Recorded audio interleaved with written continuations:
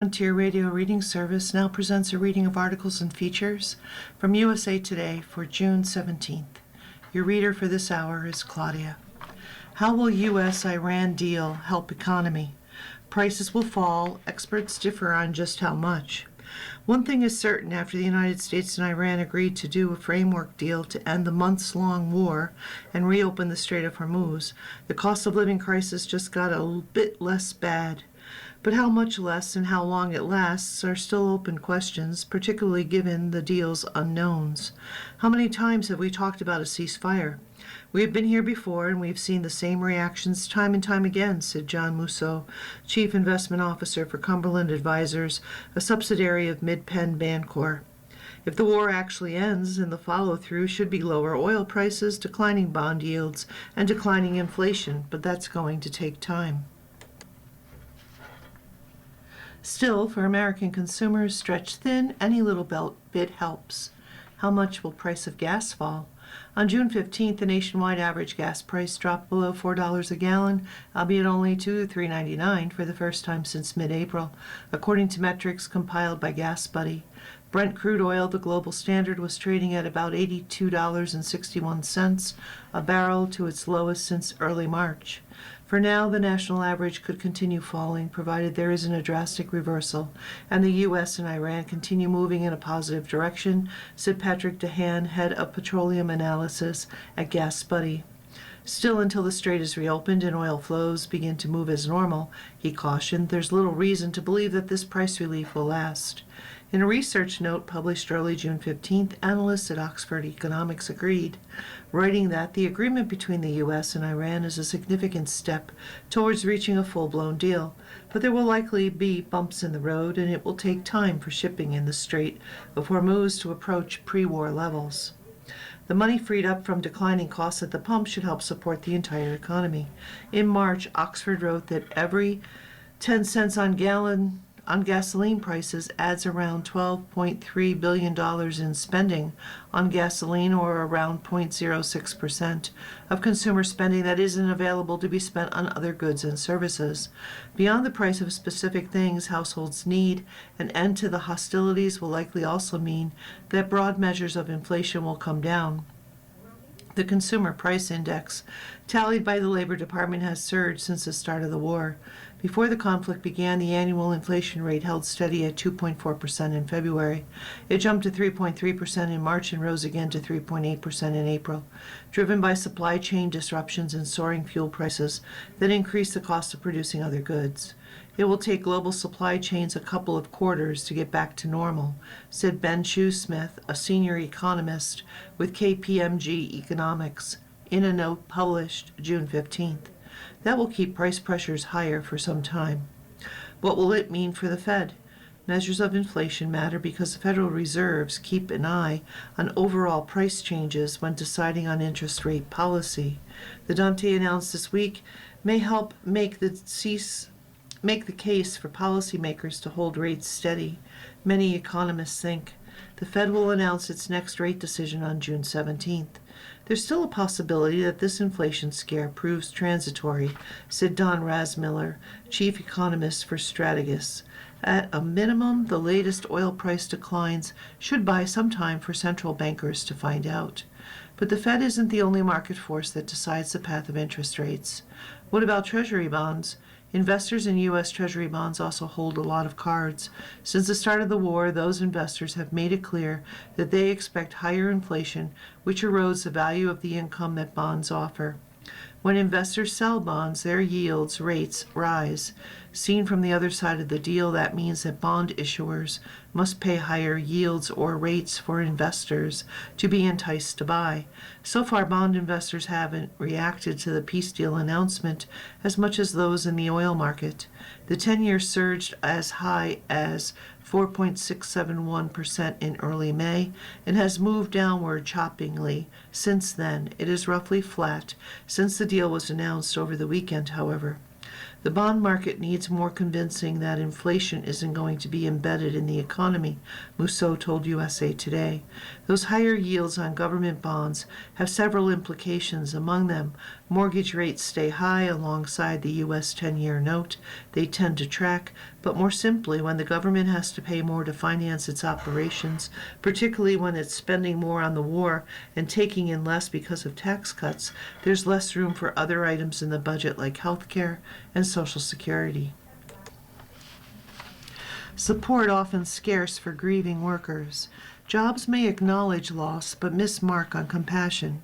In March 2019, Diana Wisdom's teenage son, Bryce, texted that he had blood in his urine.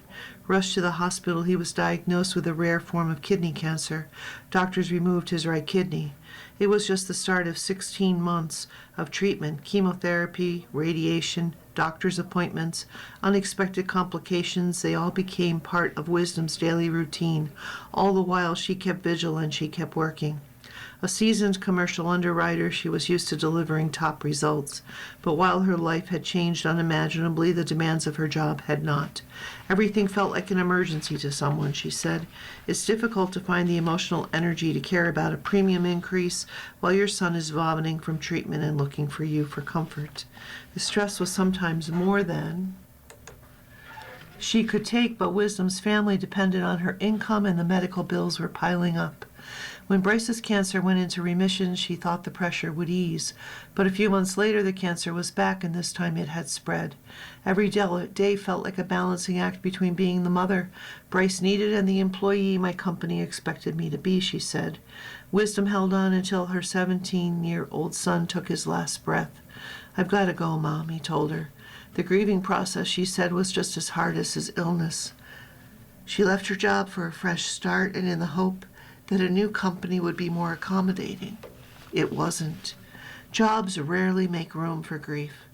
The managers at the next company seemed sympathetic. Then in 2024, her husband of 27 years, health began to fail, suffering from kidney failure and complications from high blood pressure. He was hospitalized and then put on life support. After he died, Wisdom needed nearly 2 weeks to make funeral arrangements and bottle up her grief. Her manager was supportive, but the company policy was less so. She got paid 3 days of bereavement leave. That experience reinforced something I had already learned through grief. Workplaces often acknowledge loss, but they rarely make room for it, Wisdom said. A year ago, she joined Liberty Mutual. On her son's birthday, she took that day off and let her team know why. Her coworkers checked on her throughout the day. When her mother died, Wisdom didn't expect much, but the company gave her 5 days off, and her manager encouraged her to take more time if she needed it. She had never experienced anything like it. For the first time in my career, I felt that my employer recognized that grief does not follow a schedule and that employees sometimes need compassion, flexibility, and understanding while navigating loss, she said. No time to grieve. Grief experts say they hear stories like Wisdom's all the time, part of an invisible yet heartbreaking crisis affecting millions of working Americans. For most people, grief at work is not a matter of if, it's when. At any given time, 1 in 9 workers are mourning the loss of a loved one, according to workplace bereavement firm Bereave. What corporate policies largely ignore, loss can linger for months or years, long past what most companies plan for, yet employees in one of the darkest moments of their lives typically get just 3 to 5 days of bereavement leave, and then they are expected to get back to work and back to normal. Few organizations have anything to offer beyond kind words and a referral to the Employee Assistance Program, said Rebecca Fengelis, a certified grief support specialist, founder of Grief Leave and host of the podcast Griefed Up. Managers lack training in how to support employees. Co-workers often don't know what to say, so they sidestep tough conversations, and resources will only get scarcer as pressure builds to cut costs and benefits in a tight job market. The unspoken message that many employees hear, leave your emotions at the door. What we see so often is that when people come back to work, they feel incredibly isolated. They don't feel a sense of reintegration. Fengelis said, your world just falls apart, your person just died, and you are expected to go back to your spreadsheets and to hitting your monthly targets. She speaks from personal experience. On a Saturday in March 2020, as the world was on the verge of shutting down in the early stages of COVID-19 pandemic, Finglos, then a senior policy advisor in North Carolina, was tapped to help the state declare a lockdown of the state's schools. On the way in, she called her dad, who had been her best friend since her mom died from brain cancer when she was 13. Something in his voice worried her. He didn't sound good, he was short of breath, but her dad, who had taken her to a basketball and football games and prom dress shopping, just told her to be safe, that he was proud of her, and that he loved her. A couple hours later, she was pulled out of a crisis response meeting to answer her phone that had been ringing nonstop. She says she doesn't remember collapsing, just the feeling of the floor falling out from under her as she got the news that her father had died suddenly. There was no more standing up, she said. The state had no paid bereavement leave, so she took 3 weeks of vacation. She was 30 and her world didn't make sense anymore. She came down with shingles, she got a divorce. Eventually she created Grieve Leave, which advocates for more compassionate grief support in the workplace, and she became a certified grief support specialist.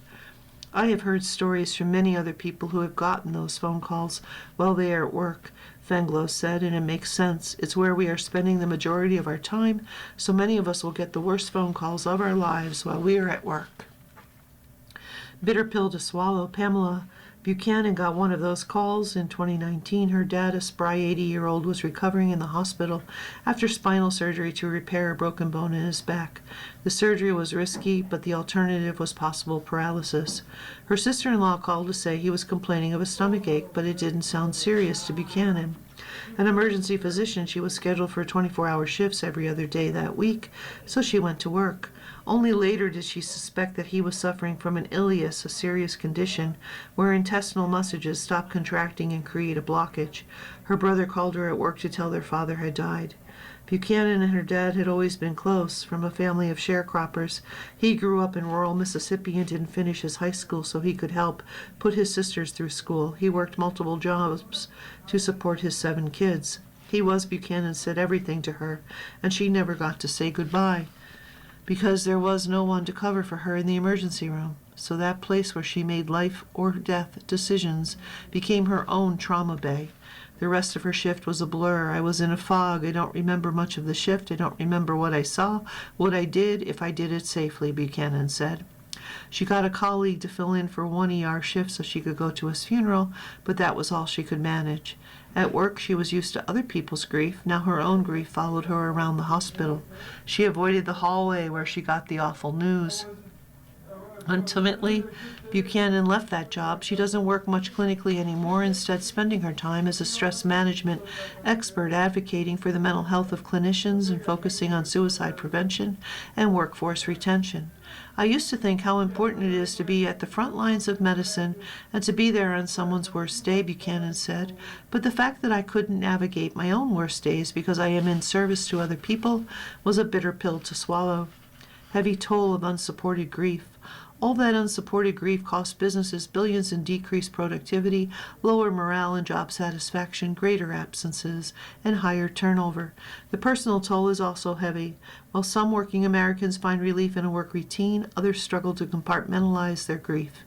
In research studies, they report feelings of isolation and bouts of anxiety. They have trouble concentrating. They suffer from brain fog, headaches, and chronic pain. They struggle with everyday assignments and missed deadlines, even days of work, fueling panic that they will lose their job.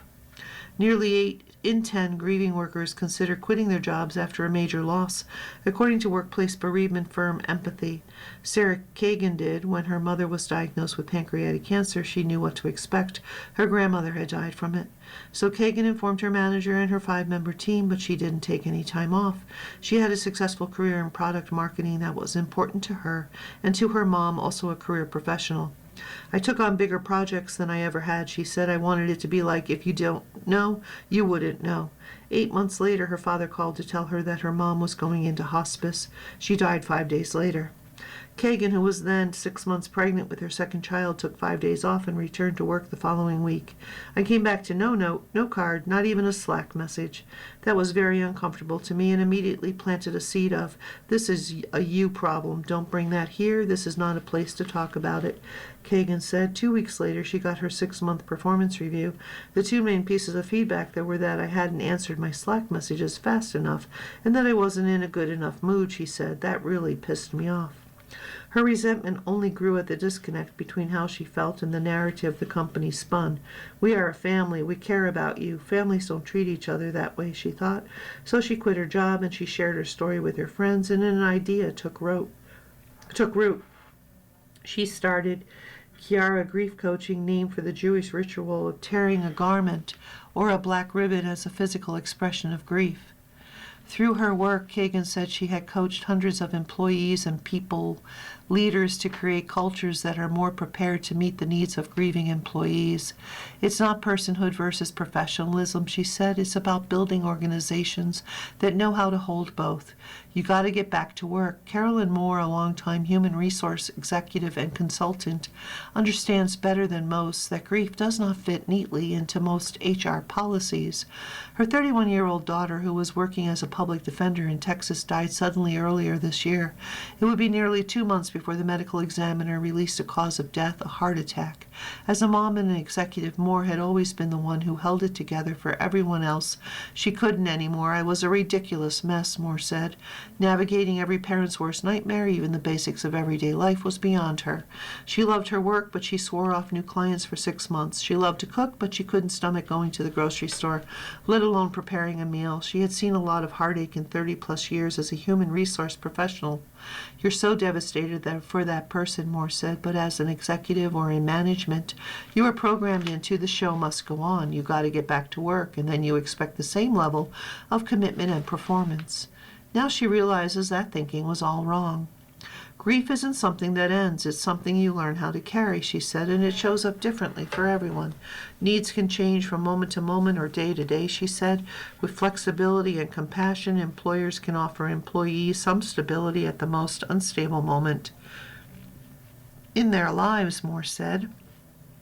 Grief is part of the experience that each individual employee is going to probably have to go through at some point, and it's become so clear to me that this is such a missed opportunity, she said. It's what concerns me the most for workplaces right now, this lack of ability to think about the human in that equation when your boss has your back. Caroline Detman said she was fortunate that her employers and coworkers handled her grief far better than most. In October 2023, Detman's healthy 17-year-old son went to sleep one night and never woke up. Owen, an honors student and a volunteer at the local police department who had recently started working at a senior living community and who loved to draw, sing, dance, act, and design fashion, died of a seizure. He had never had one before. Nothing could have prepared her for the unrelenting pain. Yet while many people around her had no idea what to say or do, her employer, an events company, urged her to take as much time as she needed. Co-workers rallied around her, sending regular deliveries of coffee and food to the house and arranging the flowers and plants for her son's service. What do they have that most people don't? Grief doesn't clock out when you clock in, Detman said. There was never a discussion of we need you back in however many days. It was very much the opposite. It was you need to take however long you need to take, and how can we help, she said. Detman now works for a new company and recently attended a corporate training at the Second City, an improv comedy club in Chicago. In a small group exercise, she was asked to describe what her smartphone does. The request struck a nerve. For Detman, her smartphone keeps her son alive, his photos, videos, and voice. The anniversary of his passing, the birthday, the holidays, I know those are going to be difficult, but in a million years, I didn't expect that Second City would, she said. One moment she was laughing, the next tears sprang to her eyes. Then a colleague reached over her and squeezed her hand. That simple gesture grounded her. We don't pay enough attention to grief at work, considering that it is something everyone will go through at some point in their work journey, said Detman, a marketing specialist and a mom of 3. That squeeze allowed me to acknowledge what I was feeling, and then I was able to center myself back in the moment. You're listening to a reading of today's issue of USA Today on the Niagara Frontier Radio Reading Service. The time is 15 minutes after the hour.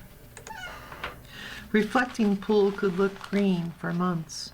Environmental expert doubts algae eradication. The Lincoln Memorial Reflecting Pool has become overrun with algae just days after the landmark underwent a multi-million-dollar renovation, leaving visitors wondering if it will be cleared in time for 4th of July celebrations, marking America's 250th anniversary.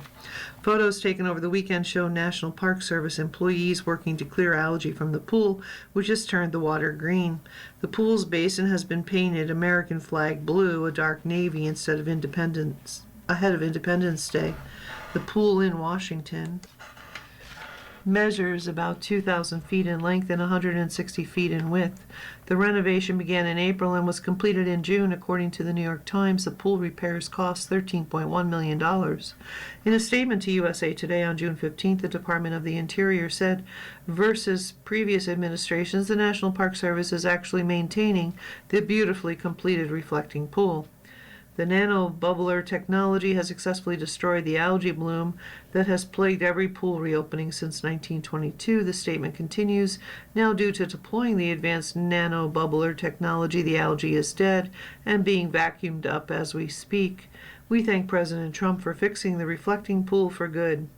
While the department remains optimistic, an environmental expert tells USA Today the green could linger for several months. Here's what we know. Expert, July temperatures could be bad news for reflecting pool. There are doubts about whether the reflecting pool will return to its glistening blue color ahead of the holiday. Hans Perl, research professor of marine and environmental sciences at the University of North Carolina at Chapel Hill, told USA Today on June 15th the pool may still be impacted by algae and appear green by the semi-quincentennial. The 4th of July is probably the worst time of year because that's when the temperature is highest, he said. It's Mother Nature that's really running the show.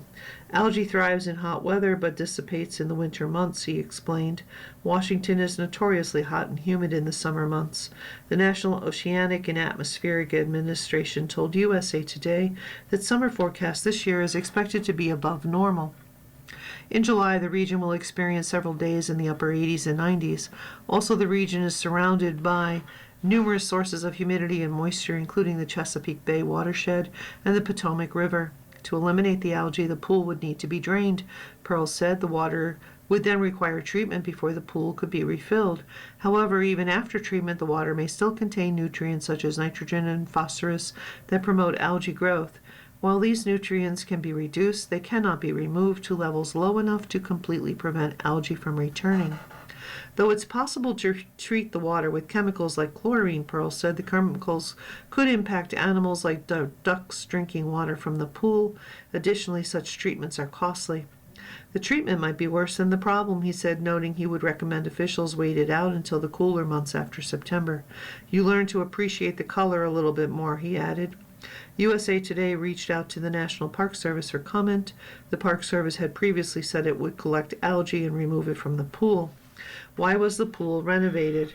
According to previous USA Today reporting, President Donald Trump announced a plan to revamp the reflecting pool in April. He said the pool had been the subject of complaints because of its leaking foundation and its filthiness. He told reporters that contractors would sandblast, caulk, and resurface the pool basin. The pool is part of a citywide initiative to spruce up landmarks ahead of the 4th of July. Before the concrete bottom, the pool's basin was made of black asphalt. At points, the water had been dyed black to improve the reflection. Before renovations, the pool had leaked 16 million gallons of water a year, the National Park Service said.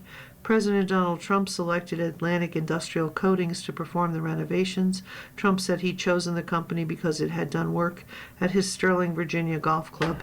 He continued to boast about the updated landmark. In a Truth Social post on June 15th, Trump announced a 4th of July rally to take place on the National Mall with the backdrop of the Lincoln Memorial and surrounding the beautifully new reflecting pool. What did the Park Service previously do about the water? The National Park Service typically takes several measures to prevent algae growth and maintain water quality in the reflecting pool. A 2009 report states the agency performs water treatment, debris removal, and pool cleaning. The reflecting pool is filled with potable municipal water. DC Water and Sewer Authority treats the water with chloramine, a longer-lasting disinfecting compound than chlorine that prevents contamination. The water does not have long-lasting disinfection properties once placed in the reflecting pool. Moreover, NPS also treats the reflecting pool with a proprietary algicide. Still, algae growth has continued to be a consistent problem throughout the years.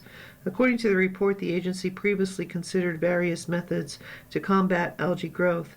One of the methods involved using small devices the size of a soda can to emit a sound frequency that would disrupt blooms. The Lincoln Memorial Reflecting Pool was built between 1920 and 1923. Scientists have a plan if we discover aliens, UFOs. For decades, the public has been obsessed with the idea of little green men in flying saucers visiting Earth.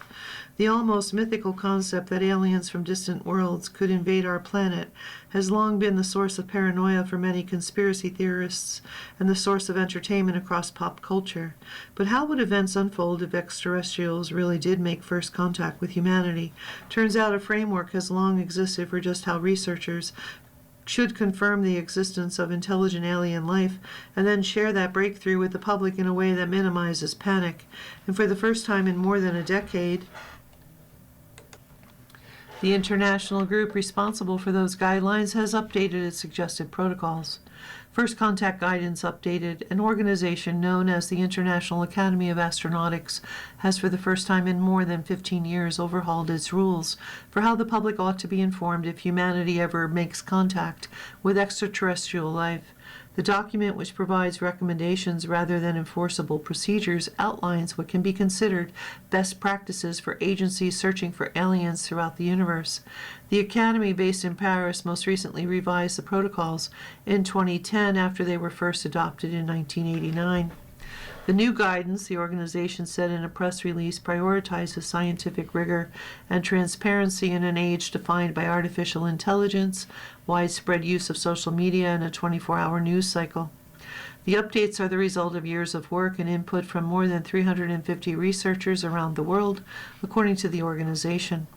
In an era of deep fakes, automated misinformation, and instant global connectivity, unverified claims could trigger confusion or panic. Astrophysicist Michael Garrett, the chief of the Academy's Committee for the Search for Extraterrestrial Intelligence, said in a statement, "These new protocols guide SETI, Search for Extraterrestrial Intelligence, scientists in maintaining the highest standards of evidence before making announcements." New guidelines for sharing news. The updated protocols maintain some core tenets that have existed since 1985 while now reflecting the realities of a digital age where hoaxes and misinformation can rise online. For instance, the Academy sought to establish safeguards for scientists who make a potential detection that puts them at risk of online harassment or in any way threatens their safety. The guidance also looks to guard against viral rumors by mitigating the flow of incorrect information. The committee that came up with the new guidelines acknowledged that many techosignatures beyond radio transmissions can now be detected as evidence of extraterrestrial life. Principles that remain at the heart of the guidelines include maintaining a rigorous verification process to confirm the existence of extraterrestrial intelligence and report it to the scientific community, United Nations, and the public. Avoiding responding to confirmed extraterrestrials without appropriate input from the international community, such as the UN, establishing a post-detection committee with experts from a variety of backgrounds tasked with advising on the long-term societal implications of a confirmed discovery. Aliens, UFOs, re-enter mainstream. A series of dramatic public hearings in Washington, D.C. has in recent years reignited age-old conspiracy theories that the government is concealing information about extraterrestrials that have visited Earth. Amid the increased scrutiny, President Donald Trump has directed the Pentagon to begin releasing some files of investigations into UFO reports, which the government now refers to an unidentified anomalous phenomenon, or UAP. Steven Spielberg's Disclosure Day also recently hit theaters. The film starring Emily Blunt, which Spielberg directed, tells the story of a government cover-up of UFOs and explores just how the public ought to be informed about the existence of aliens. So just how should the public be told? We do not shout alien the moment we see a strange blip, Garrett cautioned. Only when we have reached a consensus that a signal is credible do we bring it to the world. You're listening to a reading of today's issue of USA Today on the Niagara Frontier Radio Reading Service. The time is 30 minutes after the hour. J.D. Vance says Usha turned his life around. Memoir details Vice President's faith. Vice President J.D. Vance admits that it was a mistake for him to criticize Democratic women as childless cat ladies in his forthcoming book, calling it one of the dumbest things he had ever said and boneheaded. Vance cast the episode, which came during his 2021 bid for the U.S. Senate in Ohio, as one of the lessons of his faith for Christian statesmen in Communion, the memoir that centers on his conversion to Catholicism. Politicians must be more respectful of the other side when it comes to family policy debates, he writes, saying that he was very much includes himself in that assessment. It's okay to admit error, he writes. One of the dumbest things I've ever said came when I argued that childless cat ladies across the Democrat Party were running our country into the ground. The mea culpa is included in a set of chapters in which Vance, a potential 2028 presidential candidate, illustrates his Christian faith through anecdotes about his policy positions. USA Today obtained a copy of the book ahead of its June 16th release. Childless cat ladies. Vance, age 41, acknowledged in his book that the childless cat ladies comment was intentionally and successfully provocative rather than illuminating, and he could have made his point much more effectively while showing more charity to Americans who do not have children. When I consider the Church's admonition to respect the dignity of every life, this was a clear moment when I failed, Vance writes. It was Vance's second attempt at playing cleanup on the remarks, after doing so during his vice presidential bid. Vance said then that he wished he'd found a better way to articulate his view that the country is becoming anti-children. It's one of the qualities of striver culture, said Vance says in his memoir, he resents most. The idea that raising a family will prevent you from realizing your utmost potential in your professional life, and thus you shouldn't have kids. Elsewhere he writes that he had that same mentality before he became a husband and a father and rediscovered his Christian faith. I had become, without realizing it, a striver, so focused on winning the game of life that I had neglected the deeper truth, Vance said. J.D. Vance's vices. It's one of the vices the Republican says animated him, probably from the earliest days of his life. Yet as I progressed through life, winning every prize society told me to win, I began to feel that, as an adult, I had lost something important that had, for all my outward disadvantages, enriched me as a kid. Vance recounted his childhood in Appalachia and his mother's struggle with drugs in his first book, Hillbilly Elegy, a bestseller that was turned into a major motion picture. Communion is a follow-up to the memoir. The vice president spoke to U.S. Today about the book and his Christian faith before it was released, saying in an interview that desire to rise above others that he wrote about in the book is something that's probably a part of who he is. In the book, he blames philosopher Ayn Rand and the hyper-individualism that's on display in her novels, namely Atlas Shrugged, for his college-age beliefs, while noting the absence of children in her books. I wanted to win for winning's sake, he writes in one passage. He says he was running a race he didn't fully understand. I had no idea why I wanted to go to law school or what I wanted to do with my life, Vance writes in another. Crisis of faith.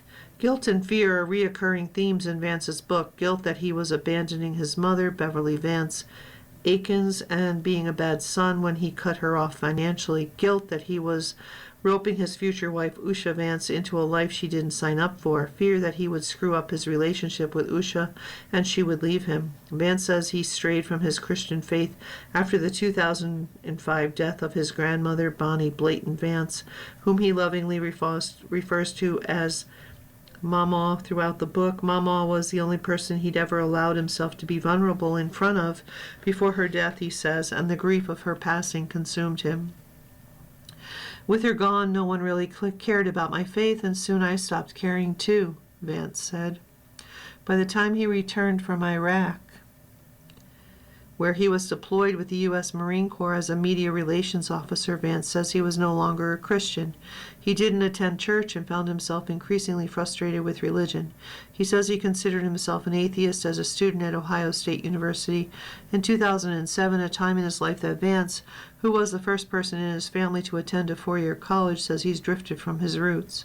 I was becoming detached from the culture that had made me who I was, Vance writes.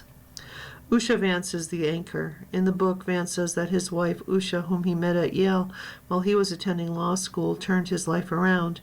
He says that while Usha was intensely competitive, her smile and intellect first drew him to her. The couple married in 2014. Usha depended on me now, and my first obligation was to her, he writes of their early years. The couple now has 3 children, with a 4th on the way. In the book, he writes that she is the family's anchor, managing the chaos on Sunday mornings as they rush their children to Mass, and encouraging him to reconnect with his faith in a formal way, even though she's Hindu and not interested in becoming a Catholic. That Usha thought church was good for me gave me both permission and inspiration, Vance writes.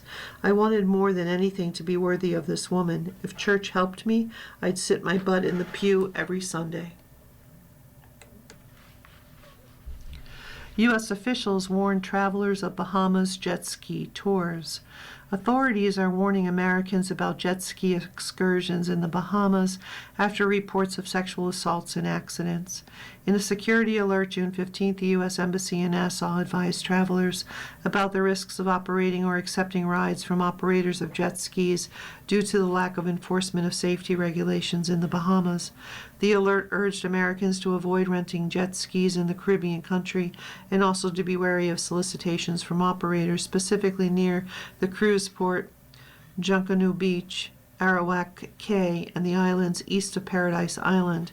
Last year, the State Department shared a similar warning in a travel advisory about swimming-related risks related to jet skis and boating. The agency detailed the sexual assault reports and concerns over possibly unlicensed or uninsured operators or those who ignore weather warnings and still take people out. The State Department did not immediately respond to USA Today's request for comment. Since 2024, the embassy has received multiple reports of Nassau-based jet ski operators sexually assaulting women who are U.S. citizens. According to the embassy, 2 American women reported sexual assaults in 2025 and 3 others reported sexual assaults in 2024. In April 2025, the Tribune, a Bahamian media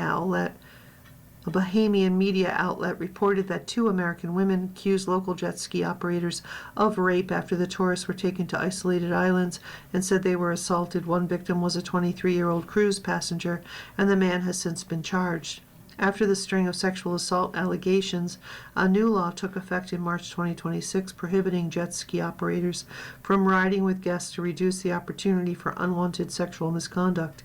Acting Port Controller Senior Commander Byrne Wright said, according to the Tribune, some of the women said the male operators assaulted them after soliciting them for jet ski rides from small islands just east of Paradise Island, downtown Nassau, and Paradise Island beaches, according to the security alert. The incidents reportedly took place on isolated islands near Nassau. The lack of regulations and enforcement has also led to safety incidents involving American citizens, including a death in August 2025, the security alert added. An unlicensed operator driving an unregistered boat in the waters of Paradise Island struck an American riding a jet ski. Since August 2024, 6 Americans have been hospitalized with injuries from jet ski accidents. 3 of them needed emergency medical evacuations to the United States, according to the security alert. The Bahamas, a popular cruise and vacation destination for Americans, was under a Level 2 U.S. travel advisory as of June 15th that urges visitors to exercise increased caution because of violent crime, including armed robberies, burglaries, and sexual assaults. Trump says Iran won't have nuclear weapon ahead of deal. Formal details have yet to be revealed.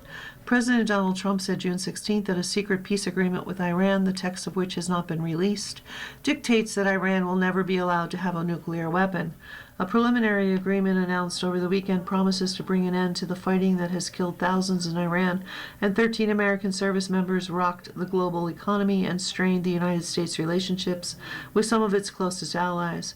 The truce also was expected to return the Strait of Hormuz to its toll-free operating status before the war and end a U.S. naval blockade on Iranian ports. Trump, who's attending a Group of Seven summit in France, said that all of hell will rain down on Iran if it does pursue a nuclear weapon. The only thing that really matters to me is Iran will never have a nuclear weapon, and it says it loud and clear, he said. They are not going to develop it. They are not going to buy it. They are not going to do anything with it. If they do, they will suffer unbelievable consequences, Trump said. Formal details about the agreement have yet to be revealed, but the Trump administration has said the understanding would commit Iran to further talks about dismantling its nuclear program over the next 60 days. Trump denies Iran will be paid. Trump denied reports that Iran would receive $300 billion to rebuild as part of the negotiations. Multiple news organizations reported June 15th that Vice President J.D. Vance said Iran could gain access to $300 billion in reconstruction funding if the country complies with the peace accord. But Trump called the reports fake news on social media and blamed it on his political rivals. We are not investing any money in Iran, by the way, Trump told reporters at the G7 summit. That rumor just got out there yesterday. It was ridiculous. Vance and Iran's top negotiator, Mohammad Baghir Khalibaf, was set to attend the formal signing Friday, June 19th in Geneva. The Foreign Affairs Department of Switzerland said it could take place at the Bergenstock Mountaintop Resort, a location proposed by the Pakistani and Qatari mediators, as well as by the United States and Iran. Chinese Foreign Minister Wang Yi on June 16th welcomed the initial agreement and called for sustained efforts toward long-term peace. There must be no turning back, Wang said in a call with his Pakistani counterpart, Ishaq Dar. Oil prices hit three-month low. Upon signing of the Memorandum of Understanding, Iran will loosen its grip on the Strait of Hormuz, and the United States will lift its months-long blockade of the vital trade route, the administration said. Iranian state media reported June 16th that operations to lift the blockade were beginning. Oil prices fell nearly 3% June 16th, hitting a three-month low amid optimism about the agreement that could reopen the Strait of Hormuz and lead to a sustained end to war. Trump said June 16th that the Strait of Hormuz will be fully open by June 19th and that the text of the U.S.-Iran memorandum will be released in a formal setting. Brent crude futures were down $2.48, or about 3%, at $80.69 a barrel early June 16th. A day earlier, oil prices dropped almost 5% after Trump announced the framework agreement. In the United States, the average cost of a gallon of gas was $4.04 as of June 16th. According to AAA, gas prices have fallen for the past 3 weeks as crude oil prices remain below $100 a barrel. President says he will brief press. Trump said that he planned to hold a news conference to release the text of the Memorandum of Understanding with Iran. I will not only release it, I will probably have a press conference and read it to you word by word so that the press covers it accurately, Trump told reporters in France. The president also said he likes the idea of sending a finalized agreement with Iran to Congress for approval, setting the stage for a possible Senate vote on the deal once it is finished. I will send it to Congress. I like the idea. I mean, who wouldn't approve it, Trump said. I like the idea. Send it to Congress, please. Obama, skeptical of New Deal. Lawmakers on both sides of the aisle have pressed for the Senate, which has a constitutional mandate to advise and consent on treaties the president signs, to have a say in an Iranian nuclear pact. The deal would have to clear a two-thirds majority in the Senate if it came up for a vote, meaning its passage would hinge on Democratic support. A finished deal could face pushback from Democrats in the Senate, some of whom have argued publicly that Trump's agreement could do less to constrain Iran than the one that Obama administration signed and Trump voided during his first term. Former President Barack Obama, in an interview June 15th with ABC News, says it's doubtful that any agreement would be significantly different or a significant improvement from the deal that we had in the first place. He noted that the agreement worked for a long stretch of time before the United States withdrew. Trump pulled out of the deal, the Joint Comprehensive Plan of Action, in 2018, calling it a horrible and one-sided agreement that didn't bring calm or peace. Trump let Syria handle Hezbollah. Trump said he isn't upset with Israeli Prime Minister Benjamin Netanyahu, who wasn't part of the U.S.-Iran peace talks, and said the deal could survive possible future military conflict between Israel and Hezbollah in Lebanon. Trump said he suggested to Netanyahu to let Syria take care of Hezbollah, Iran's proxy in Lebanon. I suggested to Israel to let Syria take care of Hezbollah because, to be honest, I think they do a better job of doing it. You're listening to a reading of today's issue of USA Today on the Niagara Frontier Radio Reading Service. The time is 45 minutes after the hour. Probe underway into fatal crash of B-52. 8 are killed in unsurvivable accident. Authorities are investigating an unsurvivable crash of a United States Air Force B-52 Stratofortress aircraft that killed 8 people in Southern California on June 15th. The crash happened shortly after the B-52 bomber took off at about 11:20 a.m. local time at Edwards Air Force Base. Officials said, "We lost 8 great Americans. This crash is deemed to be unsurvivable."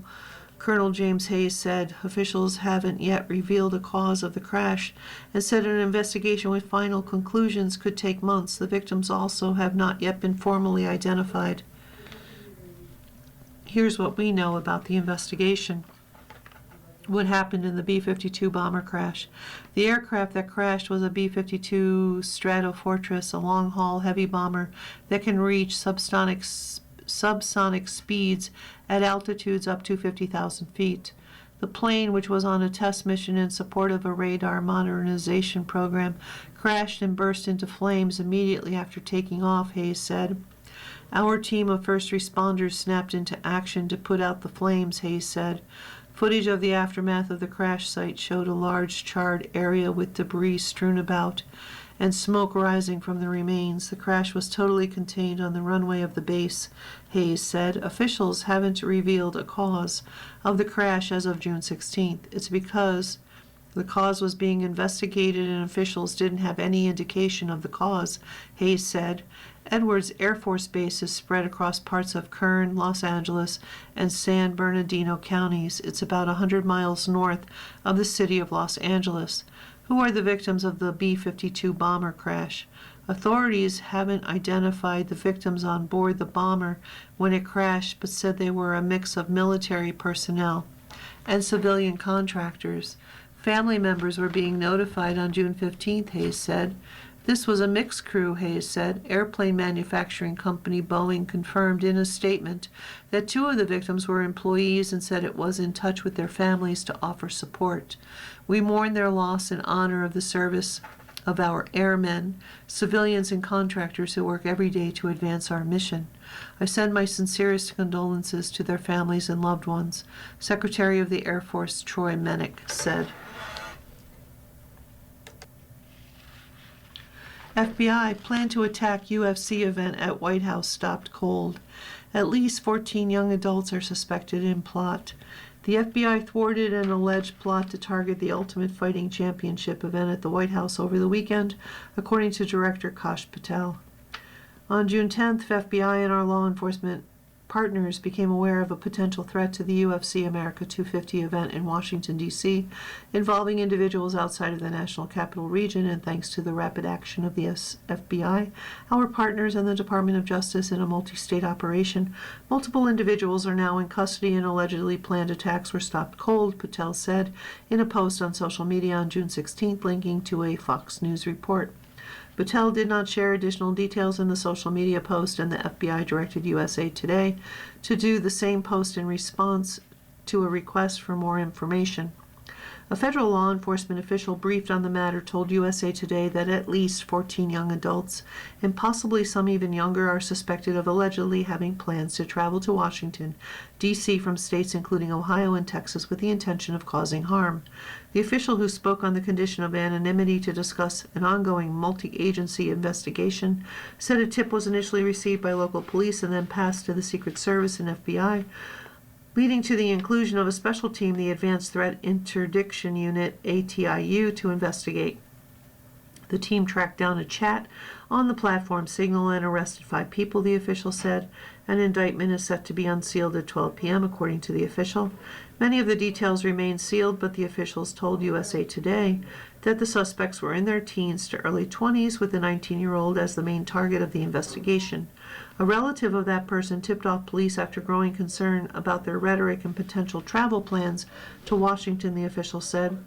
The Signal chats involved discussions about drones and potential mass violence, including luring out the crowd at the UFC event, the official said. At least one suspect has been charged with criminal conspiracy, the official said. President Donald Trump told reporters in France for the G7 summit on June 16th that he wasn't aware of the alleged plot against the UFC event. I haven't heard about it, no, but the attack that I watched were the fighters, Trump said. The Secret Service said in a post that it worked with the FBI on the investigation. In the days leading up to this weekend, our special agents, mission support personnel, and technical security teams worked around the clock to identify those responsible and hold them accountable, the Secret Service said. Fox News, citing unnamed officials, reportedly that there were 5 people in custody. The alleged plan included setting off explosives to cause people to evacuate, drawing them near a team of snipers before a second wave would attack the White House gate, the officials reportedly told Fox News. The event on the evening of June 14th on the White House South Lawn was timed to coincide with Trump's 80th birthday and came amid the celebration for the United States' 250th anniversary. Trump and family members were in attendance and entered the fighting ring to congratulate the champion as fireworks burst overhead at the end. Other administration officials also were present, including Vice President J.D. Vance, Treasury Secretary Scott Bessent, and Secretary of War Pete Hegseth. The event initially was delayed by the weather. Preparations since May have cost more than $60 million. The special ATIU team involved in the investigation, the officials said, is the high-tech team created last year to disrupt a cell phone network working near the United Nations. Last September, the U.S. Secret Service dismantled a network of electronic devices located throughout the New York tri-state area that allegedly were used to conduct multiple telecommunications-related threats directed towards senior U.S. government officials, which represented an imminent threat to the agency's protective operations.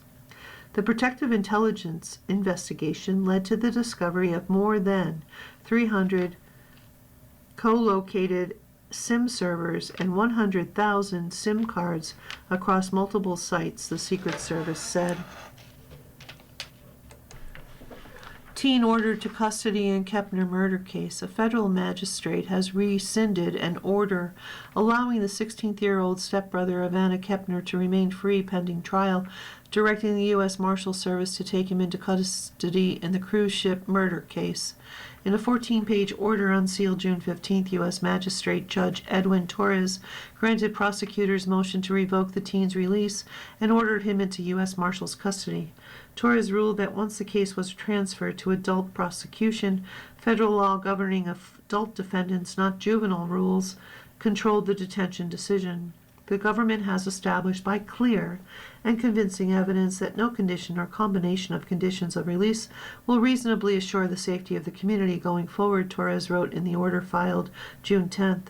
Torres has declined to jail the teen, whose name is not being released by USA Today because of his age, and allowed him to remain in the custody of a family member ahead of his trial in September, reported Florida Today, part of the USA Today network. The teen had been in his uncle's custody since pleading not guilty in April to charges of first-degree murder and aggravated sexual abuse. The June 10th order was issued in response to a request from federal prosecutors to have the teen held in detention pending his trial in connection with Kepner's death aboard the Carnival Horizon cruise ship on November 7, 2025. Prosecutors said Kepner, age 18, was found dead in the cabin she shared with a 16-year-old and a 10-year-old sibling. Her biological father and stepmother were in a cabin across the hall. Judge cites danger to community. Torres said the decision to detain the teen was based on dangerousness, not risk of flight. The danger posed by the conduct charged here, the alleged first-degree murder and aggravated sexual abuse of a young woman and a stepsister of the defendant, while they were in confined quarters of a ship at sea, is sufficient by itself to require detention, Torres wrote in his order. A now decreed adult defendant charged on probable cause with deliberately taking a human life and sexually assaulting his victim. In the course of doing so, presents a danger to himself and others that no curfew, monitor, or custodial placement can be trusted to contain, the judge wrote. Torres acknowledged that the suspect has no criminal record, had voluntarily surrendered, and complied with release conditions according to the order, but the judge wrote that these considerations were outweighed by the severity of the alleged conduct. The murder trial begins September 1st at the Wilkie D. Ferguson Jr. Courthouse in Miami. If found guilty, the teen could be sentenced to life in prison. The deadline for entering a plea agreement is August 28th, court records show. Court documents provide more details about Kepner's death. At the May hearing, prosecutors confirmed DNA evidence retrieved from Kepner's body through a rape kit was linked to the teen. Torres heard testimony by how Kepner died, described by prosecutors as a chokehold. Torres also ruled to unseal a transcript from a hearing in February that was obtained by USA Today. The transcript revealed the medical examination found Kepner had bleeding under the skin around the side and back of her neck, which is evidence of strangulation. Her cause of death was ruled mechanical asphyxiation. The medical examiner also found significant bruising on her left ear, suggesting Kepner had been held in a chokehold with enough force that such bruising and blood were in the ear area, Assistant U.S. Attorney Alejandra L. Lopez said at the hearing. Kepner's DNA came back as a strong match for her stepbrother, according to the transcript. Opinion: why do Democrats keep taking Trump's bait? Democrats have a nasty habit of criticizing President Donald Trump. For the wrong reasons, they latch onto the most visceral thing he has done lately and let it crowd out more legitimate criticisms. Among the latest examples is the renovation of the National Mall's reflecting pool. Crews painted the bottom a deep blue, which Trump claimed would improve reflectivity. His opponents say otherwise. California Governor Gavin Newsom insisted the project was a mess. The Democratic Party maintained it was ineffective, and the media sought out historians who spoke against the project. Trump is often difficult to attack precisely because there is so much noise. Democrats reach for the most trivial targets, and in doing so, the most important points can get lost. They should spend less time on the nonsense and more on what actually matters. Trump seeks to stretch his opponents' attention thin. Trump is a master of overwhelming his opponents with so many targets that they divide their outrage, overcommitment on the wrong ones, and lose credibility with the public in the process. The reflecting pool is one such example. Democrats have no shortage of serious grievances with this presidency: the Iran war, Trump proposed Department of Justice weaponization fund, gerrymandering, and to be sure they are hitting him on those fronts, but minor issues like the reflecting pool still get outsized attention. Some of it is understandable. The White House ballroom construction, for instance, is hard to resist. It lets Democrats point to Trump altering a national landmark and cast it as a metaphor for how he is degrading the country. But most Americans don't care about whether the White House has a ballroom. It's difficult to imagine anyone changing their vote over it, and by fixating on the renovation, Democrats crowd out the policy arguments that could be making instead. There are legitimate criticisms buried in the reflecting pool story: the contract cost and the fact that it was awarded to a Trump-connected company without competitive bidding. Even so, when voters see Democrats up in arms over the color of paint on a pool bottom, the whole thing reads as reflexive opposition. It makes them look like they would be objecting to anything Trump does, no matter how small. This is what Trump does best. The president baits his opponents into attacking him over the trivial so that when he does something truly objectionable, voters are already exhausted from the noise. Democrats need to be more selective when criticizing Trump. The strategy extends well beyond public work projects. His renaming the Gulf of Mexico, plastering his face across Washington, the White House ballroom renovation, each triggered genuine outrage over things that simply do not move the typical voter, however legitimate the underlying critiques may be. Even when Democrats focus on the right targets, the sheer volume of the Trump's actions leaves them stretched thin. From the opening days of his presidency, the administration moved at a sprint, enacting a flurry of executive orders, many with serious legal questions. The criticisms were often valid, but when so much is happening at once, the public struggles to keep up and the outrage blurs together. If Democrat leaders want voters to take their criticism seriously, they need to be more selective.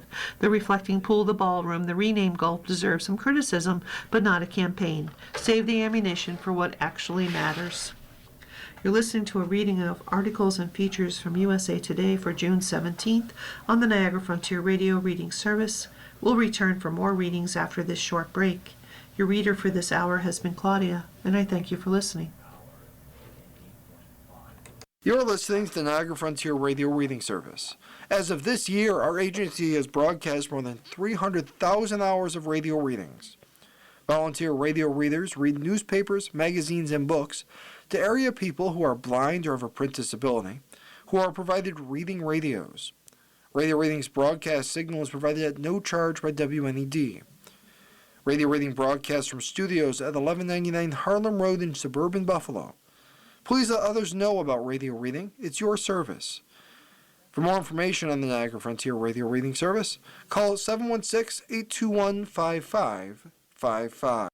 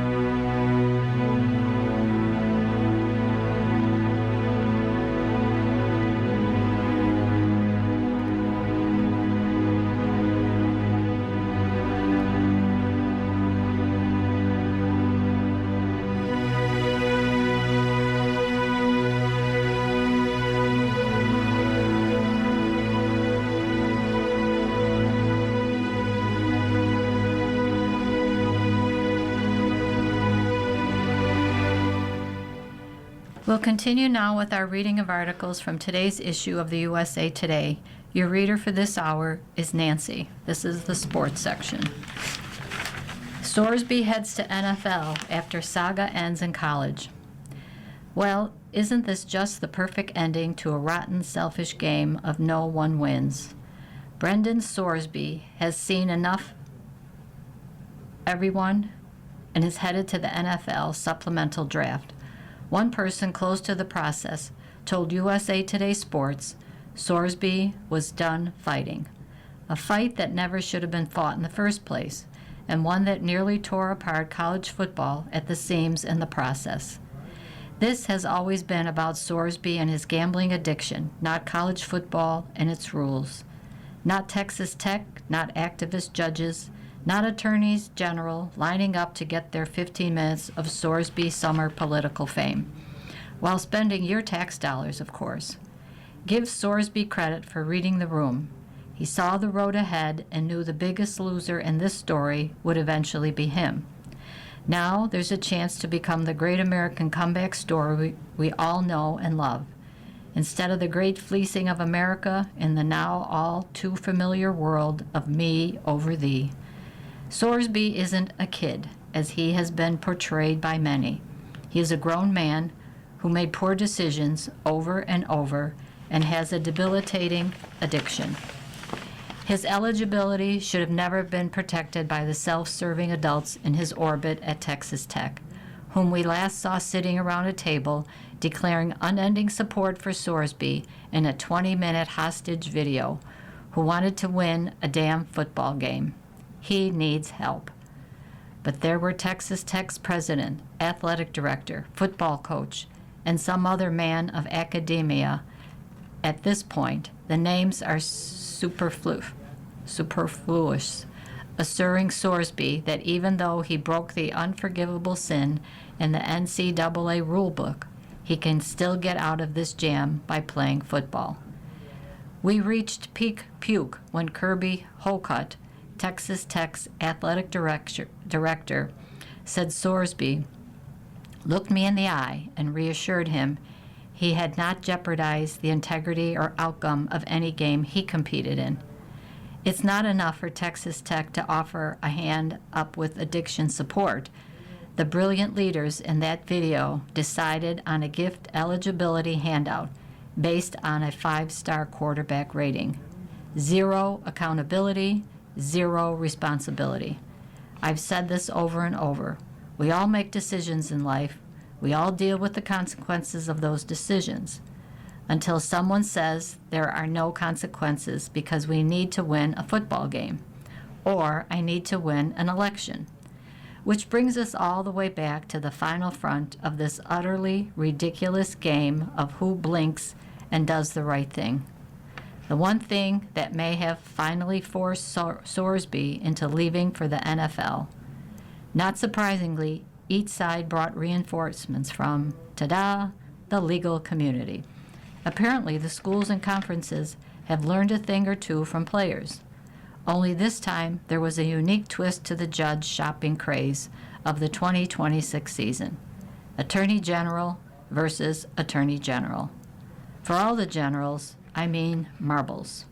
I ask you, what's more Americana than one Attorney General arguing you can't tell Texas Tech what to do, while others are arguing you can't tell the B-12 what to do?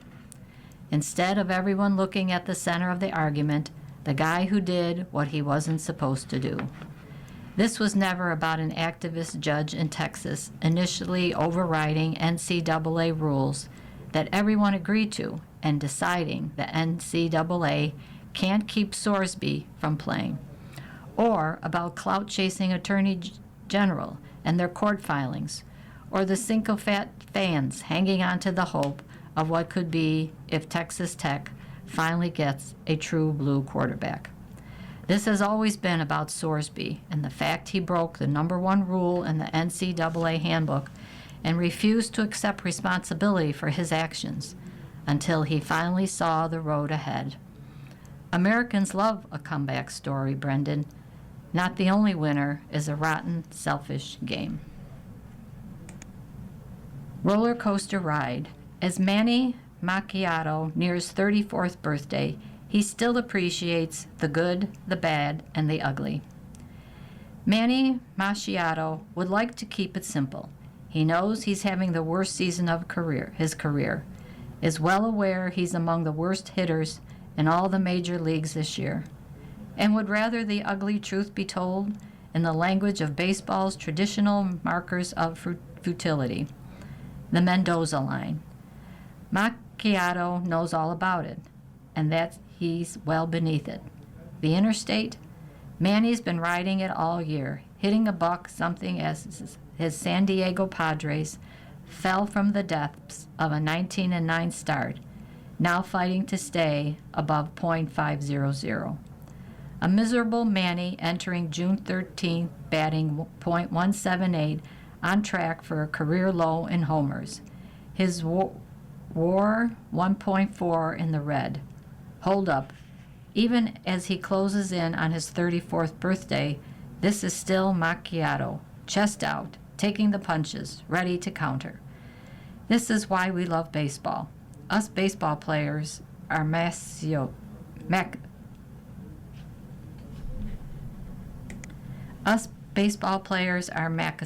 We love being tortured.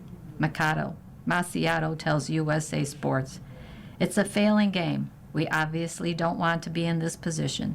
But that's the beauty of playing the game, the roller coaster.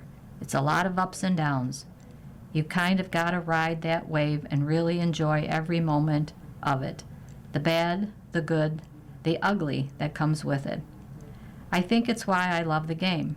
Because once you come out of it, once you get going, you remember all those bad times and remember all the good times and get to enjoy the full season of it.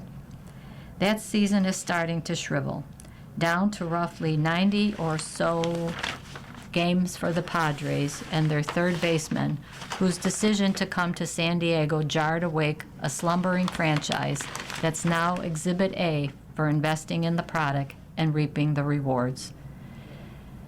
The Padres will play Macchiato $39 million a season from 2027 through 2033.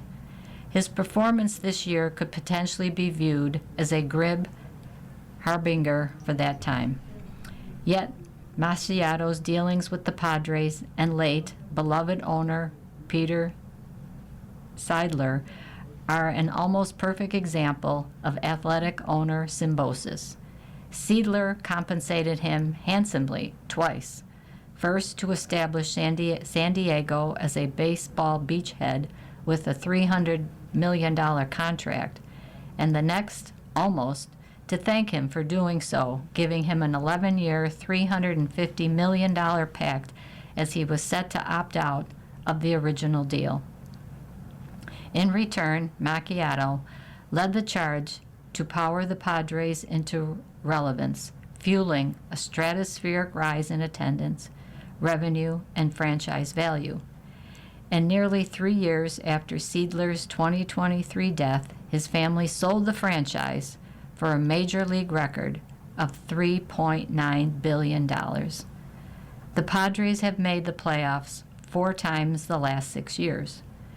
The Padres, ranked 30th in market size by Nielsen, have ranked 2nd, 3rd, or 4th in MLB attendance every season since 2021. It's been awesome to see the city grow, says Macchiato.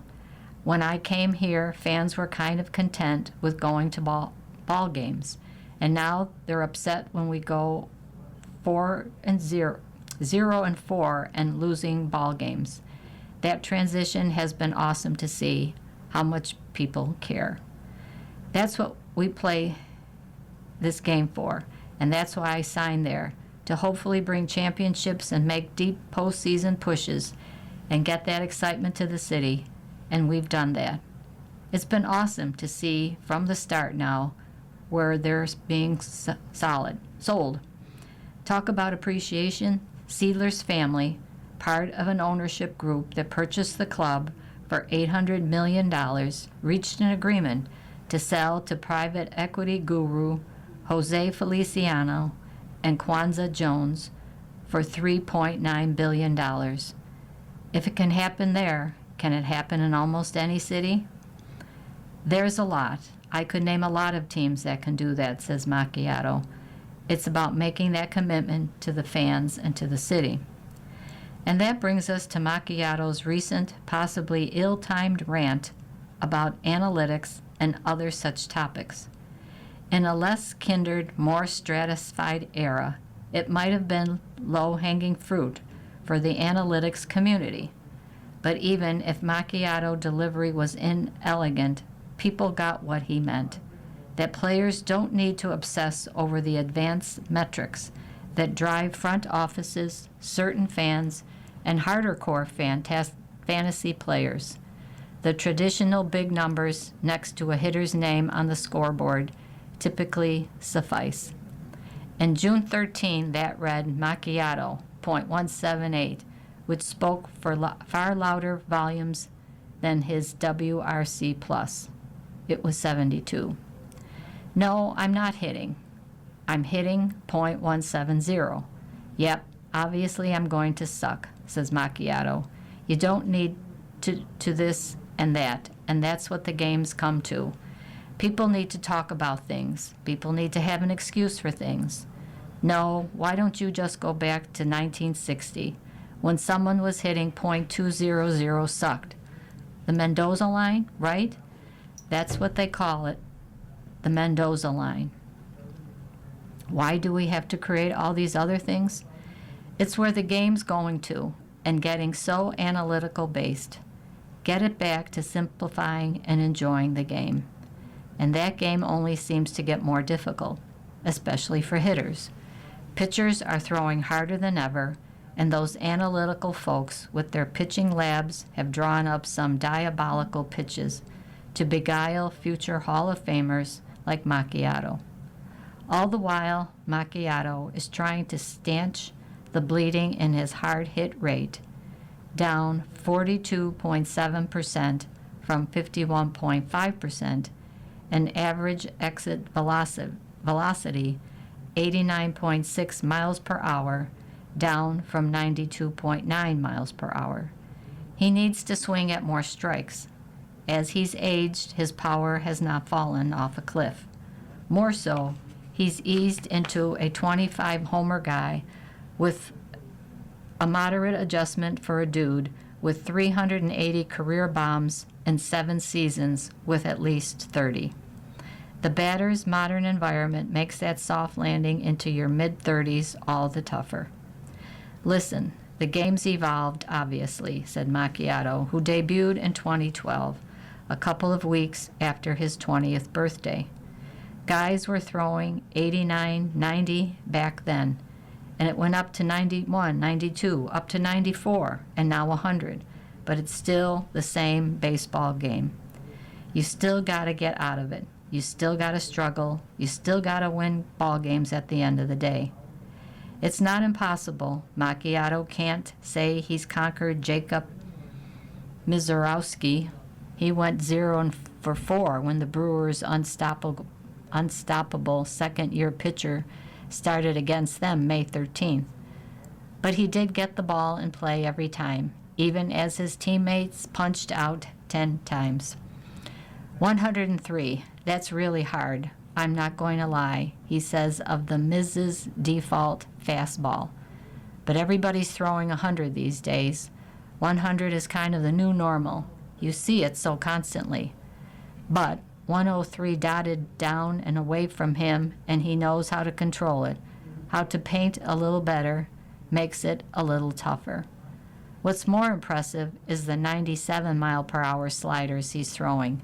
That's pretty crazy. Still, the Padres waited out Misiorowski and rallied to win in the ninth. They found a way. Macchiato, even as he wears his failures publicly, is confident he'll do the same. For a couple of hours Saturday afternoon, Macchiato was the worst hitter in baseball. 4 ground balls, 3 of them at 70 miles per hour, another at 77. And Macchiato was 0-for-4, even as his mates were hitting the ball over and out of Camden Yards. It dropped his batting average from .178 to .176, tied with Texas Evan Carter, the worst average among qualified batters. But then, in the top of the ninth, he wailed on a first pitch cutter from Orioles mop-up head Albert Suarez and sent it 429 feet over the wall. The Padres' 5th homer of the day, Macchiato's 12th of the season. His average crept back up to .178, no longer the worst hitter in the game, defiantly confident in the game ahead. I've been around baseball for a couple of days now, Macchiato said after the 9-3 victory, nursing a cold president. I think I kind of know things will turn around. This is the big leagues. Nothing is easy. You're listening to a reading of today's issue of USA Today on the Niagara Frontier Radio Reading Service. The time is 20 minutes after the hour. Iran finds respite in live game on the field. Iran's players aren't asking for much. They want the same travel schedule as every other team at the World Cup, rather than being hustled in and out of the United States like juvenile delinquents. They'd like it if the people who are supposed to protect them, whether that be by running interference with FIFA or handling the crush of media, were allowed to do their jobs.